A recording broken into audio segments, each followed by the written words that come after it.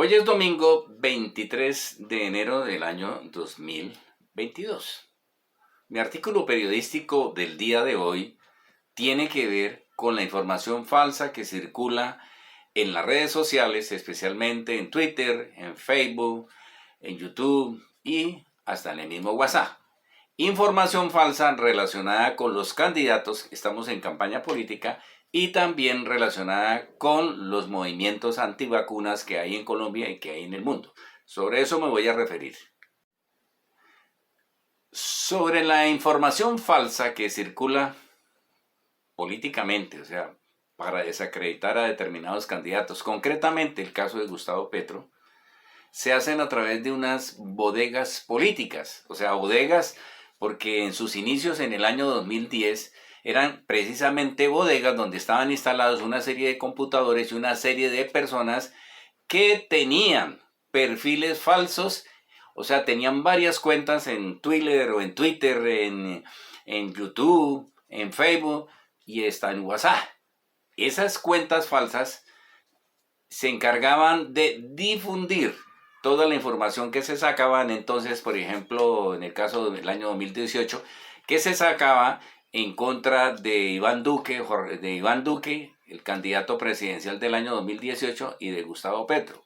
Pues en esa época circulaba cualquier información falsa de Gustavo Petro y en algunas también del presidente actual, Iván Duque.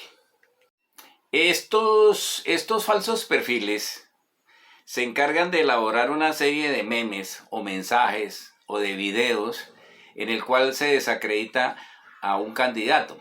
Inclusive también se desacredita la vacunación que se está haciendo a nivel mundial y aquí en Colombia.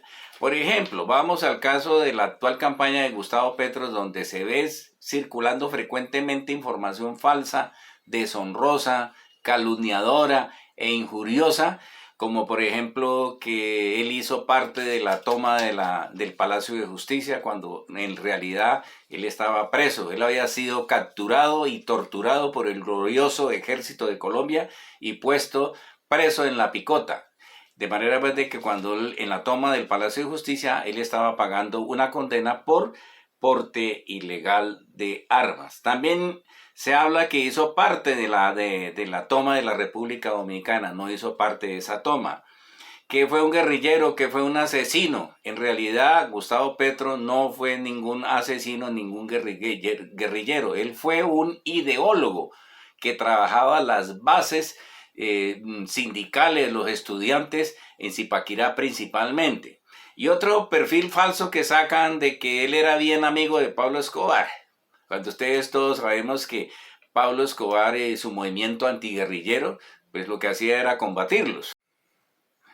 Por ejemplo, también se le tilda a él que él hizo parte de la muerte de José Raquel Mercado y de la toma de la República Dominicana en el año 1976 y 1980, respectivamente. Entonces, toda esta información falsa lo que hace es desacreditar.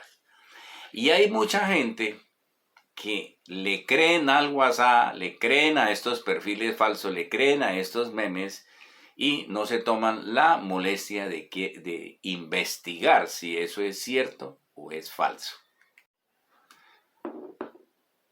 Bueno, a manera de conclusión, cada vez que le llega una información falsa elaborada por esas bodegas políticas o esas bodegas antivacunas, usted está en la obligación de averiguar si es cierto o no.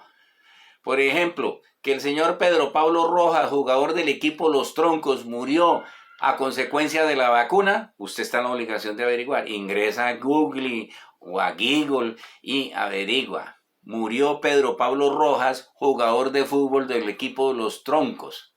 Y ahí le botan la información. Y resulta que no murió a consecuencia de la vacuna, sino que murió de cáncer o murió por una hepatitis o murió de un dengue hemorrágico.